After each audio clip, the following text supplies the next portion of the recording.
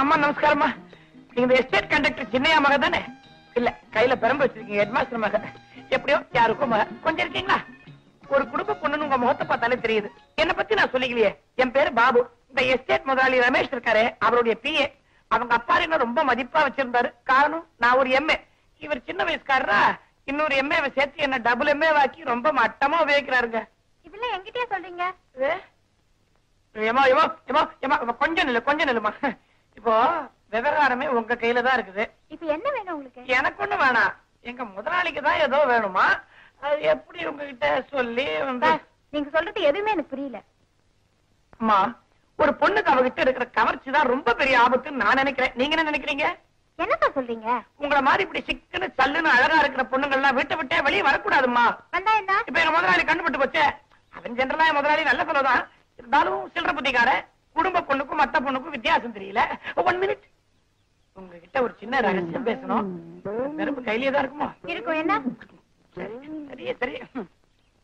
எங்க முதலாளி உங்களை தனியா பாக்கணுமா? தப்புதான். என் தங்கச்சி கிட்ட யாராவது இப்படி வந்து கேட்டா எனக்கு கொதிக்காதா? இப்பவே கொதிக்குது. இருந்தாலும் உத்தியோகம் மாசம் மாசம் கையை நீட்டுறேன். அதனால் நீங்க கொஞ்சம் பெரிய மனசு பண்ணி, கொஞ்சம் தயவு பண்ணி, கொஞ்சம் விட்டு கொடுத்து. ஏன் சார் வளவலன்னு பேசுறீங்க? நான் வரணும் அவ்வளவுதானே. சாதாரணமா நான் 100 ரூபாய் வாங்குவேன். இந்த ஆளு பெரிய ஆளு அது இதுன்னு சொல்றீங்க. 300 ரூபாய் கொடுக்கட்டுமே? சப்புன்னு போச்சே. அம்மா, உன் கால இருக்கிற செருப்பை கொஞ்சம் கொடு. எதுக்கு? என் புத்திய நானே அடிச்சுக்கணும். உன்னை கேட்கறதுக்கு நான் பயந்தேன் பாரு. என்ன எப்படி சார் பழப்பு நடக்கும்? நானு லோ கிளாஸ் கேள்விப்பட்டிருக்கேன். இது லோன்னு அலையிற கிளாஸ். இந்த சிரிப்பு முதல்ல சிரிச்சீங்கன்னா வம்பே இருந்திருக்காது. அம்மா தாயே, உன் பேர் என்ன? சீதா.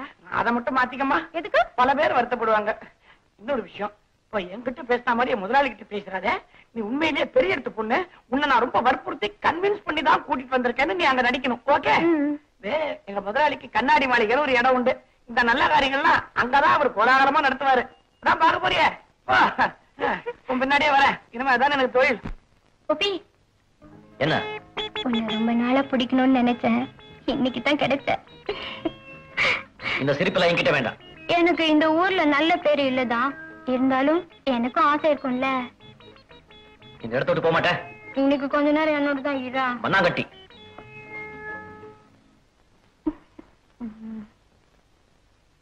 என்ன ராதா இப்படி பேசுறேன்? நான் ஒரு அண்ணா காவடிய வயசானவடைய கல்யாணம் சொல்றேன். கோடிக்கணக்கான சொத்துக்கெல்லாம் ஒரே வாரிசு.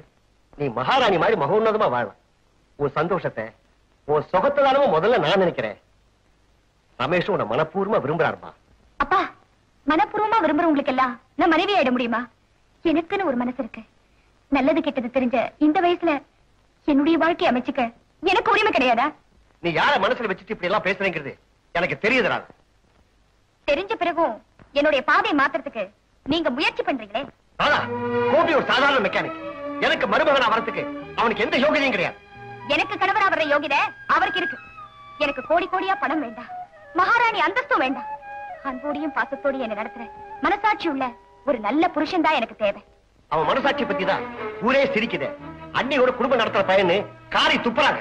அப்பா, நேர்மையோடையும் பண்போடையும் வாழ்ந்துட்டு இருக்கிற அவர மேல அநியாயமா பழி சுமத்தாதீங்க.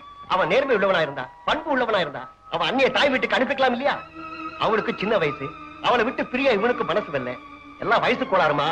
உண்மை இல்லாம ஊர் பேசுமா?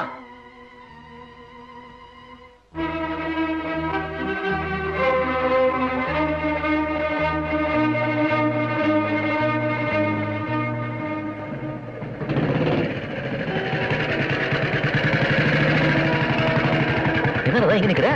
உங்களை சந்திக்க தான் வந்திருக்கேன். வாடகனா உட்காரு. இல்ல, இங்கே பேசணும். ரொம்ப அவசரமா?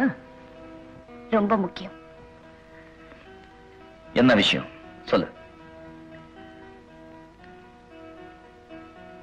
கோபி, நாம உடனே கல்யாணம் பண்ணிக்கணும். ஓஹோ, அப்படியா? என்ன பண்றது? ஒண்ணு பண்ணுவோம். எப்படியும் இங்க யாரும் கிடையாது. அங்க ஒரு பள்ளம் இருக்கு, அங்க கூட்டிட்டு போய் தாலி கட்டிட்டா என்ன விளையாடுறீங்களா? நீதான் விளையாடுற. கல்யாணங்கிறது என்ன காத்தாடி விடுற மாதிரியா? எனக்கு அதெல்லாம் தெரியாது. நம்ம கல்யாணம் சீக்கிரமா நடந்தாகணும். திடீர்னு இந்த முடிவுக்கு வரதுக்கு காரணம்? எங்க அப்பா என் கல்யாணத்தை பத்தி பேச ஆரம்பிச்சிட்டாரு. பெரிய அந்தஸ்தோட சொத்தோட மாப்பிள்ளை தேடுறாரு. ஓஹோ, அதுக்காக தான் சொல்றேன். நாள் தேட வேண்டாம், நேரம் பார்க்க வேண்டாம். ஏதாவது ஒரு கோயிலுக்கு போய் 2 பேரும் மாலையை மாத்திக்கிட்டு நீங்க சொல்ற மாதிரியே மெட்ராஸ்க்கு போயிடுவோம். வாழ்க்கையை அங்கே ஆரம்பிப்போம். ராதா, எனக்கும் சில பொறுப்புகள் எல்லாம் இருக்கு, அதெல்லாம் முடிச்சிட்டு. அண்ணிய பத்தி தானே சொல்றீங்க? ஆமா. அவங்கள அவங்க ஊருக்கு அனுப்பிச்சிருங்க. அண்ணா இறந்ததுனாலே அண்ணிங்கிற உறவை துண்டிச்சுக்க நான் தயாரா இல்ல. அண்ணி நம்ம கூட தான் இருப்பாங்க. கோபி, ஊர்ல என்ன பேசிக்கிறாங்கன்னு நீங்க இன்னும் புரிஞ்சுக்கல. மத்தவங்க ஏச்சுக்கும் ஏளனத்துக்கும் நீங்க ஆளாகணுமா? பேசாம அண்ணிய அவங்க சொந்தக்காரங்க வீட்டுக்கு அனுப்பிச்சிட்டு மாசம் மாசம் பணம் அனுப்பிச்சிருங்க. ஐ அம் சாரி ராதா, அண்ணி என்னை விட்டு பிரிய முடியாது. அப்படின்னா அண்ணிய விட்டு உங்களால இருக்க முடியாதுன்னு சொல்லுங்க. அண்ணிதான் உங்களுக்கு தேவைன்னா என்ன காதலிச்சிருக்க வேண்டாமே. பேசாம அண்ணியோடைய குடும்பம் நடத்துங்க.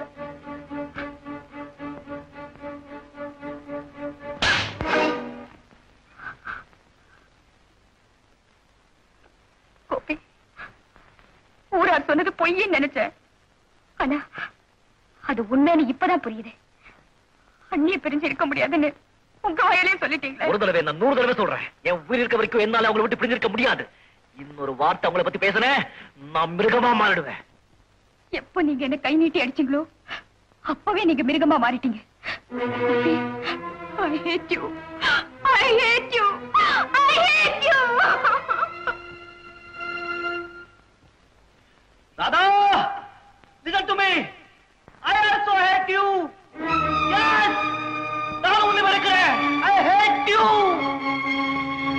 I hate you.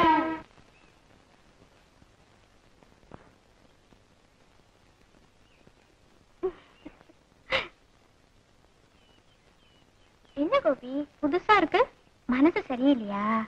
கோபி, நீ மனசு வச்சா நம்ம 2 பேரும் சந்தோஷமா இருக்கலாம். என்னோட ரொம்ப நாள் ஆசையும் நிறைவேறும். உனக்கும். நீ போறே இல்லையா? நான் போக மாட்டேன். இன்னைக்கு பூரா உன்னோட தான் இருப்பேன். Get out. Bloody bitch. Gopi, எப்ப இந்த கெட்ட பழக்கம்? ஏன் கோபி இந்த பழக்கம்? ஏன் கோபி? எதுக்குப்பா? இதை ஒண்ணு கேட்காதீங்க நீ. என் நெஞ்சமெல்லாம் பத்தி எரியுது.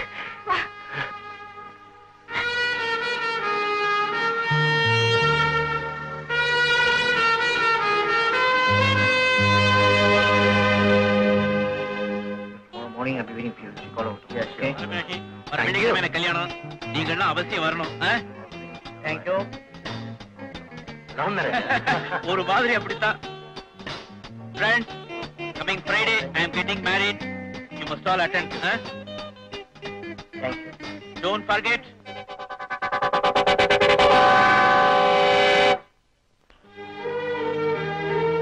அண்ணே, இனிமே நான் இந்த ஊர்ல இருக்க விரும்பல.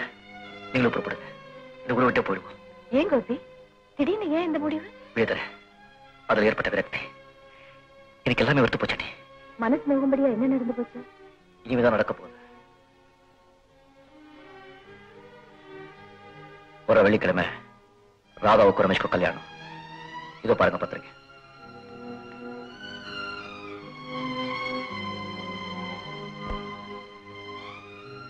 இந்த ஏமாற்றத்தை நான் தாங்கிக்கவே முடியல அண்ணி. ஒரு வகையில நான் வாழ்க்கையில தோத்துட்டேன். இல்ல கோபி, நீ தோக்க முடியாது. உன்னை யாராலையும் தோக்கடிக்க முடியாது. நான் கொஞ்சம் வெளியே போயிட்டு வரேன். அது வரைக்கும் கொஞ்சம் பொறுமையா. எங்க போறீங்க? வந்து சொல்றேன். அனுமதி இல்லாம உள்ள வந்ததுக்கு என்ன மன்னிச்சிடுறாதா? நீங்களா? வாங்க நீ. இந்த வீட்டுக்குள்ள வரதுக்கு உங்களுக்கு அனுமதியா? உட்காருங்க நீ.